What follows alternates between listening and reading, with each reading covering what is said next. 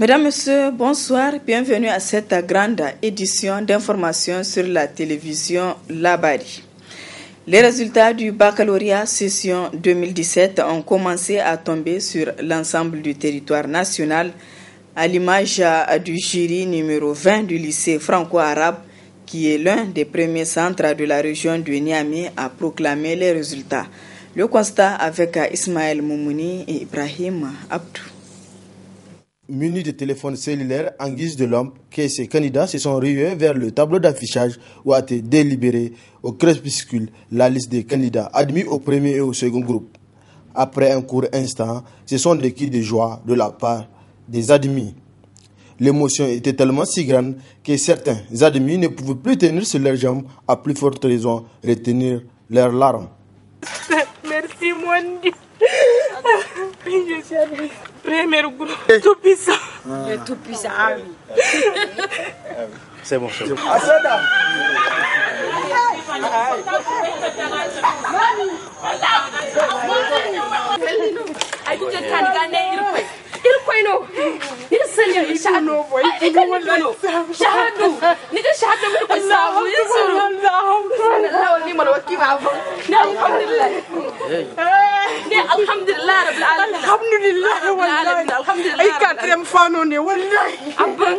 Très ravi, ces admis jubilent.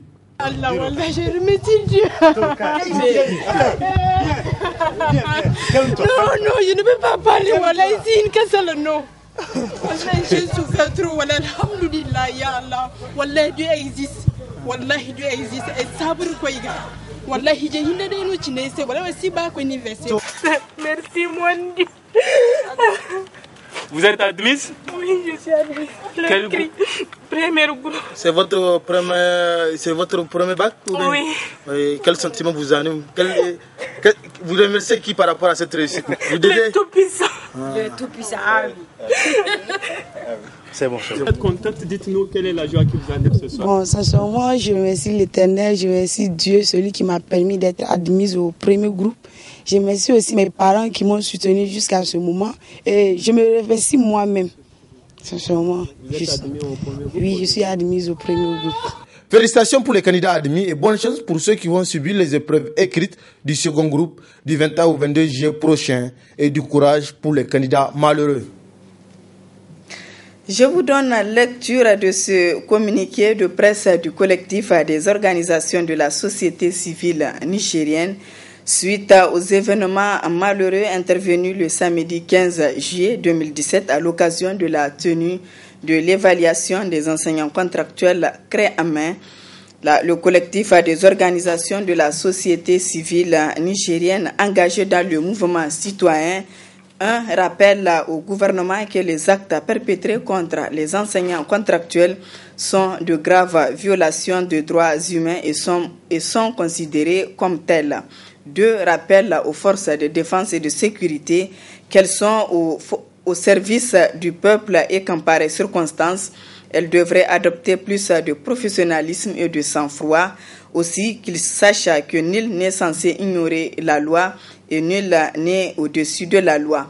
C'est pourquoi le collectif des organisations de la société civile nigérienne dénonce ces harcèlements et arrestations des enseignants, exige la libération immédiate et sans condition de tous les enseignants arrêtés et la cessation des harcèlements et à l'égard de ces derniers, condamne et dénonce fermement le caractère barbare de la répression ayant pour résultat des cas d'atteinte à l'intégrité physique et morale de certains enseignants et autres citoyens lambda, exige la révocation des gouverneurs et des directeurs régionaux de la police nationale de Dosso et Tillabéri, exige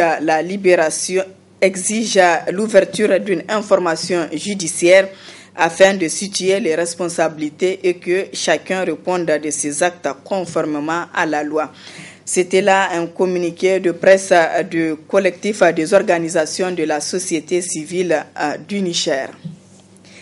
Cette brève encore, les 11 enseignants arrêtés dans la commune de Tillabéri relativement aux évaluations des enseignants le 15 et 16 juillet Derniers sont poursuivis en flagrant délit par le juge en charge du dossier. Ils ont en effet été déférés à la prison civile de Tillabéri ce lundi pour incitation d'un attroupement et attroupement non déclaré.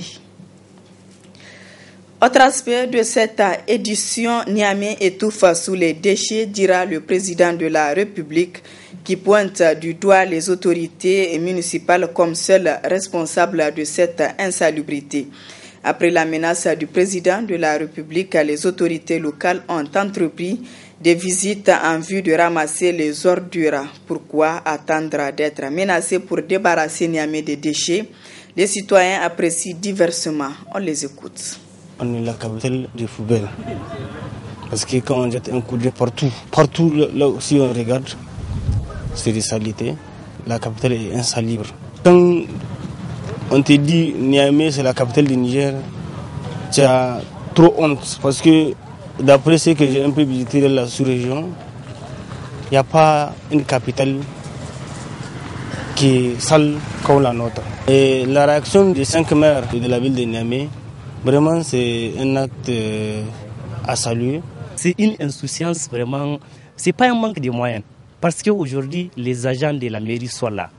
C'est vrai, il ne peut pas les constater toujours parce que sa voie elle est balayée. Il ne peut pas les constater s'ils ne rentrent pas dans les couloirs. C'est pourquoi les maires, les 5 maires devront créer les conditions de se ressaisir. Sinon, vraiment, le président, il l'avait dit, il l'avait précisé, il devrait prendre ses responsabilités. C'est une insouciance qui est là, dit à l'incompétence d'ailleurs de tous les maires de Niamey. C'est une incompétence parce qu'on ne peut pas comprendre qu'on vous fait des budgets, vous faites des budgets, vous prenez des taxes partout, vous dérangez les boutiquiers et vous ne pouvez pas au moins se balayer. Aujourd'hui, la question des salaires des agents des municipalités, des vieilles femmes de 90 ans, il vient, il balaye, mais il ne peut pas avoir les salaires. Si aujourd'hui la ville de Niamey est très sale, c'est vraiment à la complicité égoïste du gouvernement même en tant que tel.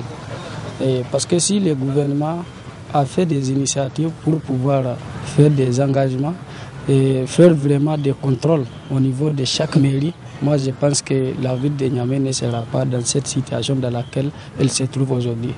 Donc si aujourd'hui la ville est très sale, c'est-à-dire qu'il n'y a pas de contrôle. Et au niveau de chaque mairie, on constate que vraiment les gens s'en foutent, on ne travaille pas, on laisse les choses passer. Lorsque, en tant que président, vous vous cachez seulement dans vos concessions pour parler devant le public, dire que la capitale est sale, on ne peut pas, nous, en tant que citoyens, prendre des machines ou bien du matériel qui va permettre de rendre la capitale propre. Mais lorsque le président lui-même s'engage, les autorités en charge de la propriété s'engagent, nous en tant que citoyens, nous sommes prêts à les accompagner. Je considère que le problème d'insalubrité de la ville de Niamey est connu de tous, y compris par le président de la République. Seulement, il l'avait révélé la fois passée à travers la visite qu'il avait faite et je pense que les autorités locales doivent se ressaisir pour pouvoir aménager la ville de Niamey. Depuis le 14 juillet dernier, les femmes et jeunes filles venues de plusieurs régions du Niger suivent une formation en maroquinerie et en piquage au niveau du village artisanal de Wadata. Quelle est l'importance de cette formation pour ces femmes? Élément de réponse dans ce reportage signé Nafissa Yahya et Ibrahim Abdou. Elle constitue l'une des couches la plus importante du Niger. Ce sont les femmes qui contribuent beaucoup au développement socio-économique du Niger à travers certaines activités génératrices de revenus. C'est l'exemple des femmes actives dans le domaine de l'artisanat qui sont en train d'être formées en maroquinerie, en piquage. Elles sont 10 femmes et jeunes filles venues des 5 régions du Niger, à savoir Tawa, Maradi, Niamey, Agadez et Zender. Maintenant, pour le moment, c'est les femmes. Ici, auparavant, la plupart des femmes travaillent avec le cuir, c'est le mansal, la machine même. Maintenant, parmi les participants, il y a quelqu'un qui ne connaît pas, même c'est les machines traditionnelles. La plupart, maintenant, c'est en électricité, en courant. Maintenant, première des choses, je vais montrer un peu l'histoire de la machine. Au début, les machines, l'histoire, c'est à cause de cuir. Mais maintenant, nous voulons moderniser le travail maroquinier. Bon, c'est un niveau bas, mais nous espérons peut-être d'ici quelques années que le gouvernement est en train de faire, si on a tenir ça, on va avoir des résultats. Pour le moment, il y a Zender, Tawa, Agadez, Maradi, Niamey encore. Mais peut-être prochainement, on va faire avec les autres régions. Presque chaque coopérative du Niger, il y a cette machine. Nous voulons maintenant, on cherche quelqu'un de là-bas qui connaît le travail sur la machine de courant pour essayer de les aider.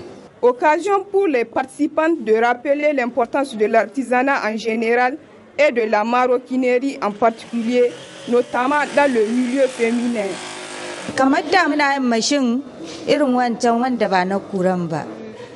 Avant, on travaillait de manière archaïque. Et là, nous sommes en formation pour travailler désormais sur des machines modernes. Nous apprenons la mise en marche, le pédalage, et nous avons même commencé la couture.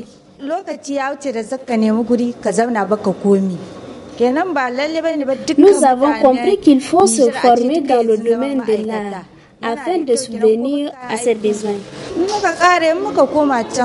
Une fois rentrés dans nos régions respectives, nous comptons continuer ce métier.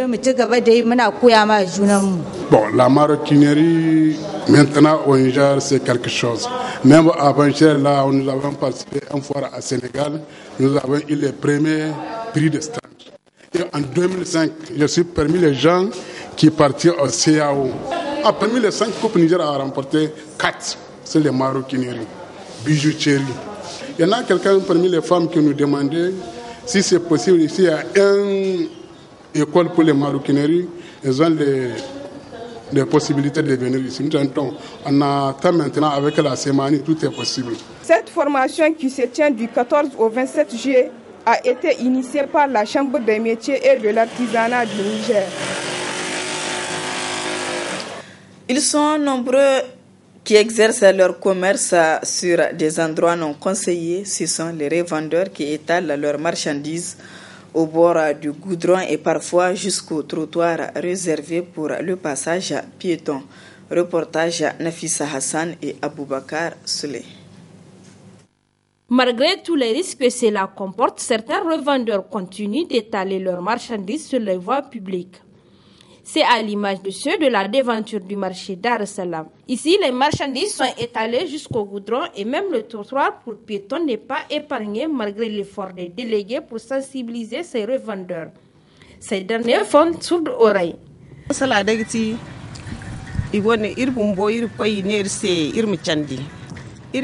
Effectivement, le fait d'étaler les marchandises sur les voies publiques comporte beaucoup de risques. Les municipalités nous ont sensibilisés et à notre tour, nous continuons de sensibiliser les revendeurs qui font sourde oreille malgré les mises en garde répétitives.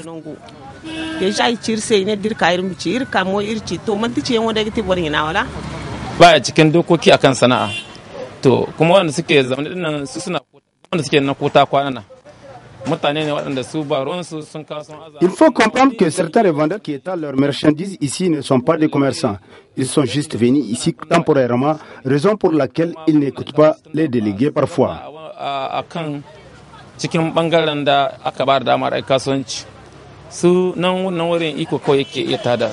Devant cet état de fait, les délégués lancent ces cris de cœur.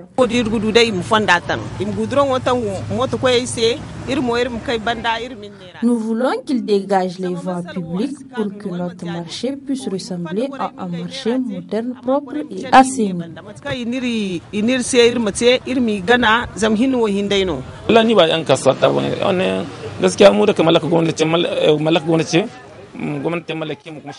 Les autorités doivent prendre les mesures nécessaires pour résoudre ces fléaux, car nous, les délégués, ils ne nous écoutent pas.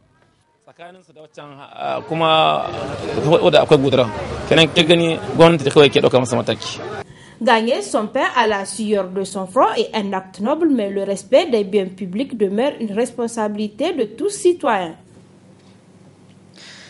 Les femmes et les filles de la capitale utilisent de plus en plus des perruques qu'elles utilisent surtout lors des cérémonies pour se faire belle. Le reportage de Asma Oseidou et Ibrahim Abdou.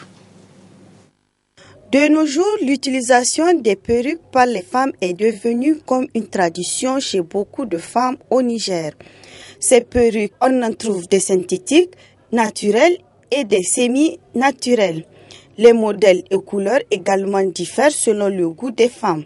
Je suis venue acheter, mais je suis venue acheter ça parce que ça me plaît. C'est pas cher. Un mariage, c'est pour cela que je suis venue acheter ça. J'ai l'habitude de porter ça.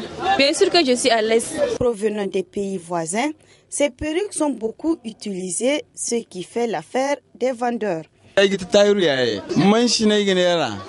Je vends des cheveux naturels et synthétiques.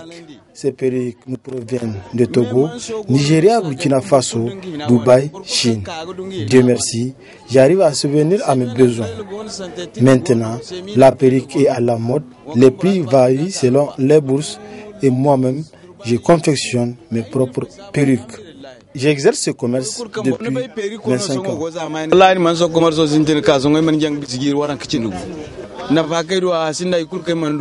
Il faut noter que les femmes utilisent les perruques pour se faire belles à l'occasion des mariages, baptêmes et d'autres cérémonies. Zoom sur les artistes. Aujourd'hui, nous vous faisons découvrir une jeune artiste engagée, Philo la Diva, qui a été plusieurs fois distinguée de par ses compositions très instructives. Zoom sur les artistes, c'est avec Abdul Razak Hamid Léo.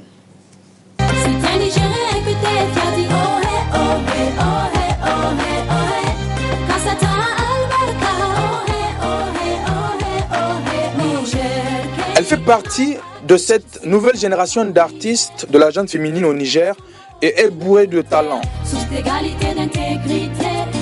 Elle, c'est Philo la Diva.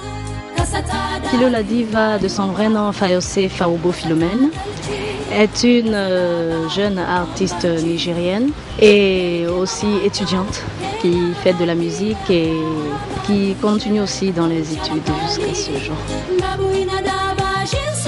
Et c'est au début de l'adolescence que Philo fit son entrée dans l'univers du chant.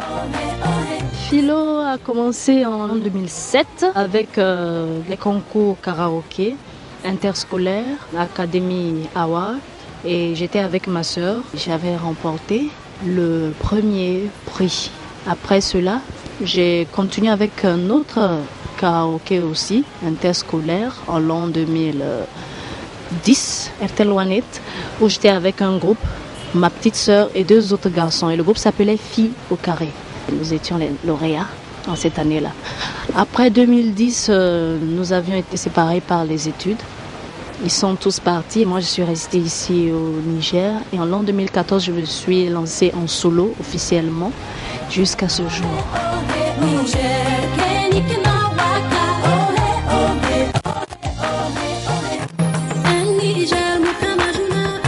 Concrètement, c'est en 2013 qu'a débuté sa carrière solo. En 2014, elle explose et c'est avec le titre Niger. Officiellement lancé le 5 décembre 2014, suivi d'une promo à l'échelle nationale en 2015. Philo la Diva, pour une jeune carrière, c'est déjà beaucoup d'expérience. Cette jeune artiste a eu un démarrage en fanfare. Dès la toute première fois que j'étais montée sur scène présenter ne serait-ce qu'une seule de mes chansons avec le concours Mourir Niger, et j'ai vu comment les gens ont apprécié. J'ai dit, je crois que j'ai trouvé ma voix et ce n'est plus à douter, je vais foncer. Ce titre sera suivi de Ne t'éloigne pas, deuxième single commercial de l'artiste en juillet 2015.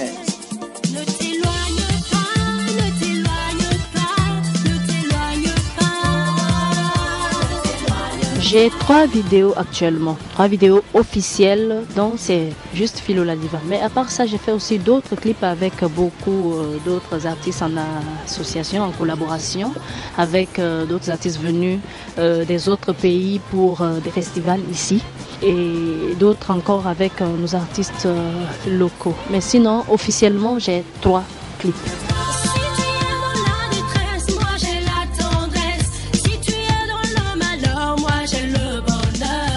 Le 17 juillet 2015, Philo la Diva remporte le trophée de meilleure voix féminine du Niger au Liptako Award, puis reçoit le prix du jury Nuit de la République organisé par la compagnie de téléphonie mobile Orange Niger à l'occasion de la fête nationale de la République du Niger le 18 décembre 2015.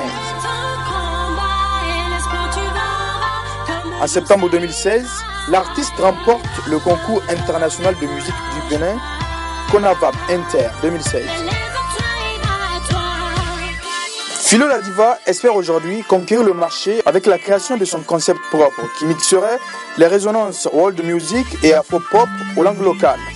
Ma musique se tend sur plusieurs styles. Je n'ai pas un style particulier. D'ailleurs, quand on prend mon album, c'est regroupé de plusieurs styles comme afro-pop, la world music, du zouk et plein d'autres encore. Son tout premier album intitulé Phénoménal est d'ailleurs inspiré de toutes les formes de musique actuelle. Le titre est Phénoménal parce que c'est un jeu de mots de Philomène et phénoménal. Créé par le grand frère Bouba d'Elite Media, à qui je fais déjà un big up. Et effectivement, quand on parcourt aussi tous les chants de l'album, on trouve toujours un grain phénoménal dans chaque titre. Parce que j'ai donné le meilleur de moi, le sentiment, la joie, l'amour que je veux partager à tout le monde. Cherry Coco, Coco, Coco. J'espère beaucoup en ce que je fais, surtout avec l'équipe que j'ai derrière. Je ne me plains pas du tout parce qu'ils s'activent vraiment de leur côté. Ils font vraiment de leur mieux pour que j'avance. Et moi aussi, je ne me laisse pas le temps. Je travaille, je bosse et je crois qu'à l'avenir, ça va vraiment payer.